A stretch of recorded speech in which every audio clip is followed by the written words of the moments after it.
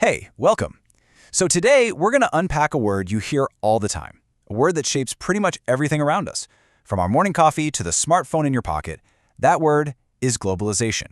We're going to get past the buzzword and really figure out what it means and how it works. Let's dive in. Okay, just take a second and think about the stuff you own. The device you're watching this on, the t-shirt you're wearing, maybe that coffee you had this morning. Every single one of those things has been on this incredible journey, right? It's like a complex dance of materials and manufacturing that crisscrosses the entire globe. Well, that intricate web, that's globalization in action.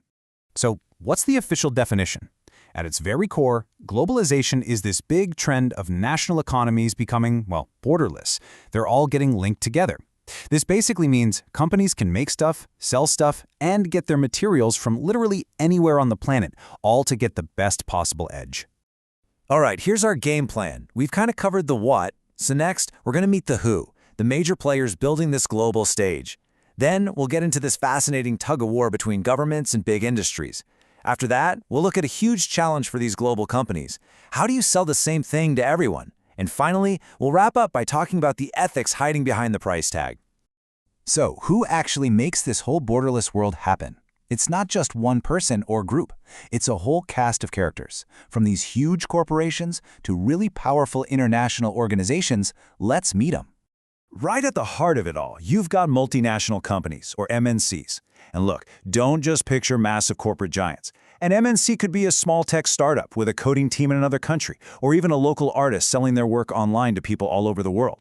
They are the real engines of globalization, constantly looking for new places to do business.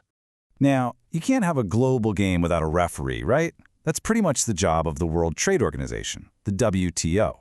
It's this massive body where over 150 nations get together to hammer out the rules for international trade and, this is super important, to settle fights when they pop up. They're the ones trying to keep the game fair. But the WTO didn't just appear out of thin air.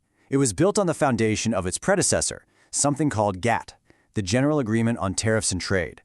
GATT wasn't so much an organization as it was a series of really intense negotiations, all with one single-minded goal: tear down the walls, the financial walls, between countries.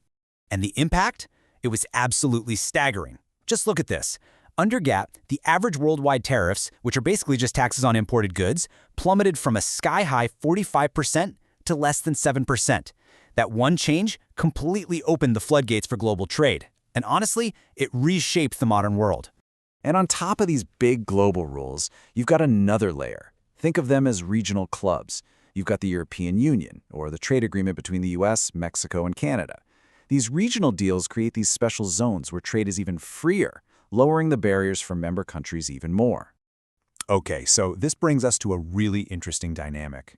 It's this constant push and pull, this tug of war between national governments, who are trying to protect their own economies, and global industries who just want to operate freely everywhere they can. So how do governments try to control this game? Well, they've got a couple of major tools in their toolkit. On one hand, they can use things like tariffs to make foreign products more expensive, which helps protect their own local businesses. But on the other hand, they can use state subsidies, which is basically just giving their own companies money to help them compete better out on the world stage. But of course, this isn't a one-way street. Not at all. Industries are constantly talking to politicians, lobbying them for protection from competitors or for policies that'll give them an advantage. The big takeaway here is that it's just this never-ending dance of influence, money, and power. All right, let's shift gears now. Let's move from the rule makers to the actual marketplace. Because once a product makes it across a border, it still has to find a customer. And this creates a massive headache for any company that's trying to sell its products to the entire world. And to really get this dilemma, you have to appreciate the just mind-boggling complexity of a modern supply chain. I mean, think about it. You get raw materials from one continent, tiny little parts are made in another, the final product is put together in a third, all for one thing that ends up on a shelf right near you. It's an incredible logistical ballet. And here it is, the core problem. It's called the global local dilemma. Do you go for global integration, where you make one standard product for the entire planet? It's super efficient, super cheap? Or do you go for local responsiveness? That's where you customize your product for every single different market. The classic example, right? A global fast food chain trying to sell a beef burger in India. It's this huge choice between efficiency and just basic cultural awareness. And this all brings us to our final and maybe the most important piece of this whole puzzle.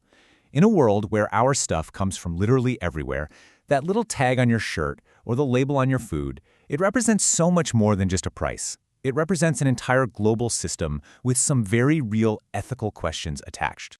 This has led to this massive push for something called corporate social responsibility, or CSR for short. It's basically pressure from consumers, from people like you and me, demanding that these huge companies do more than just make money. We're asking them to be accountable for their impact on the environment and to make sure that people are treated fairly all the way down their incredibly complex supply chains. So you see, globalization isn't some abstract economic force happening somewhere far away. It's a system that we are all actively a part of every single time we buy something. And that leaves us with a really powerful final thought. In this borderless world, every dollar, every cent you spend is a vote. You're casting a ballot for a company, for a supply chain, and for a set of values. The only question left is, what kind of world are you voting for?